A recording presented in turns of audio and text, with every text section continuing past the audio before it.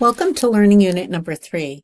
In Learning Unit number 3, we're going to continue with our readings from the Wonder Drug, and we're also going to be looking at a new theory. It's called the Broaden and Build theory, or positive psychology.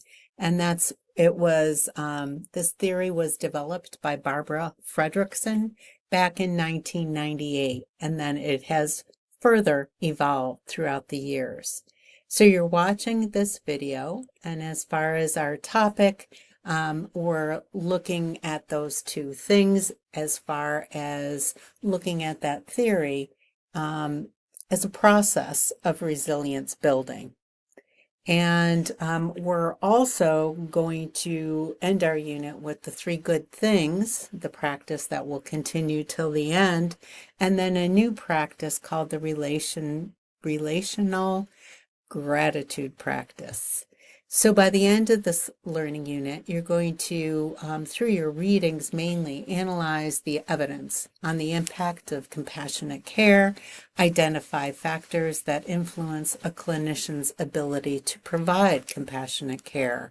You're going to be able to discuss the broaden and build theory of positive emotions and what the outcomes, what the research, what the evidence shows as an outcome and multiple outcomes of positive emotions, and provide rationale. Why is this theory, how can it be beneficial, and why is it beneficial to a nurse leader or educator who is focused on transforming the workplace culture?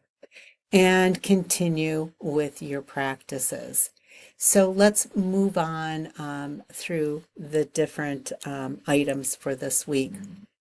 So the Wonder Drug for this week, you're reading chapters 4, 5, and 6. And these are really, I feel, excellent chapters as well. And really things are progressing along through our book here. And the broaden and build theory, there's a couple of things within this folder. First of all, it's a very short, it was developed by Barbara Fredrickson, but it's a very short quiz as far as, or really a tool to assess how positive are we. So you don't have to share this. I just think it'll take you just a couple minutes, and it might be eye-opening. I thought it was for myself. And then information that's an overview of the broaden and build theory. And really what that theory shares with us and what it suggests, again, it's a theory, it suggests that positive emotions expand our ability to think. So it expands our thinking and our actions. This then leads to enhanced problem solving and also creativity. And positive emotions help build long-term personal resources, improving resilience and well-being. And cultivating, and we can cultivate our positivity, can foster personal growth and enhance life satisfaction through our increased flexibility and resourcefulness. So you're going to read a little bit more about that. This isn't a research article, so it's not going to take you a lot of time, but I want you to understand what this broaden and build theory really proposes. And then there is a video by Barbara Fredrickson about this theory, and that will also be very helpful. My favorite quote comes from Barbara Fredrickson. So if you click on here, you're going to see my favorite quote. And I think you're going to also appreciate it because it just rings so true. So that's just a little bit about what's in this. So we're not going in depth into this theory. We truly are not. But we are looking at it as another theory to help us in building resiliency for both ourselves and those that we lead and those that we educate.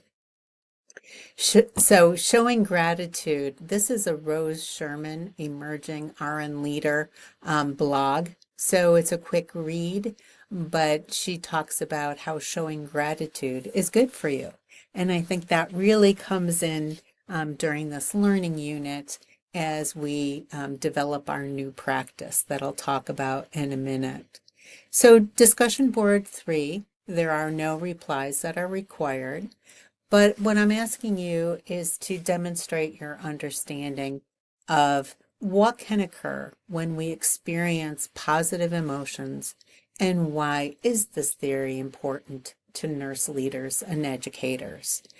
And then in the Wonder Drug, the authors present research demonstrating that compassionate interactions influence outcomes and experiences in healthcare.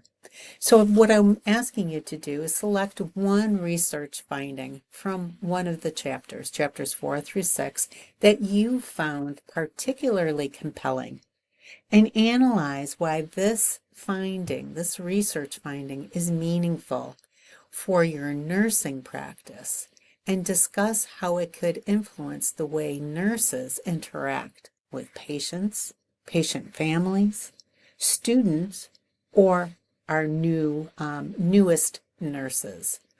No replies are required for this week. And then you're going to be able to have a little bit more time to start your other relational, I'm the one who named it, but I can't say it, practice. So you're going to, again, do your 3 good things journaling for learning unit number 3. Make sure you click on here for the link. You're going to do it the same way. Each day, for 3 days, you get to pick what 3 days you do it. You're going to submit this 3 good things journal. And if you want, and you're doing this exercise at night, you can write that down and then add it to the computerized journal form the next day, or even all together at the end of the week, you would do 3 different journals. So keep going with our 3 good things journal. And then the relational gratitude practice. This is going to be for learning units 3 through 7. So it's going to be like the 3 good things journal. We're going to continue this on for the whole course, but I waited to start it until learning unit number 3. And this does come from, it's a recommendation from the Wonder Drug, from our authors. And what you're going to be doing is writing one sincere thank you note or email to someone you feel really deserves special appreciation. This person you may have identified as a live to giver, and that comes again as from our authors.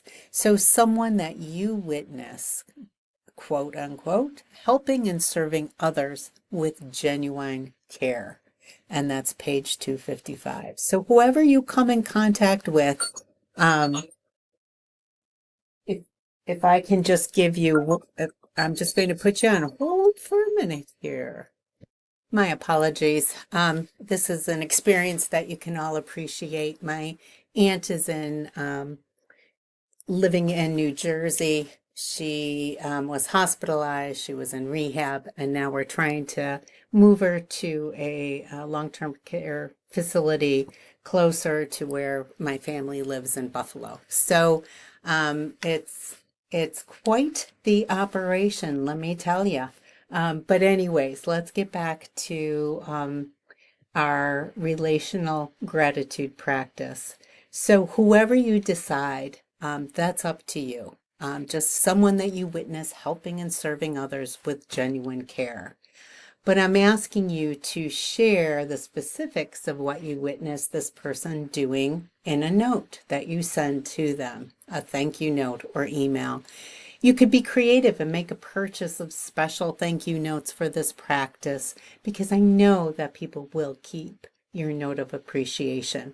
Therefore, I have it set up as a discussion board post, because I do want us to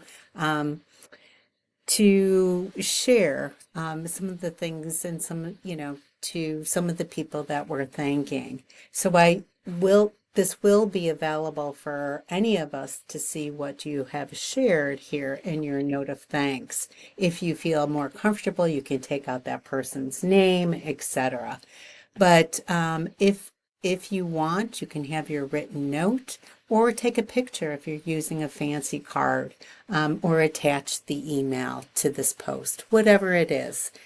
But this is our way of developing a practice in gratitude. So that is the last assessment that we have for this learning unit. These are optional, so if you just want to stop here, that's fine. But what I've included is a short reading and a loving kindness meditation. That's, I think, 6 minutes, because in our readings for this week, they do talk about loving kindness meditation. So I wanted to assure that if you haven't experienced this, that you can take a moment to do that. And it's also called a metta meditation, a loving kindness meditation. So if you click on, it's a 6 minute YouTube, and here is a reading from my favorite author, very short, Rachel Naomi Raymond, and it's on belonging. So optional. If time just runs out on you, I understand. So have a good week. Talk to you soon.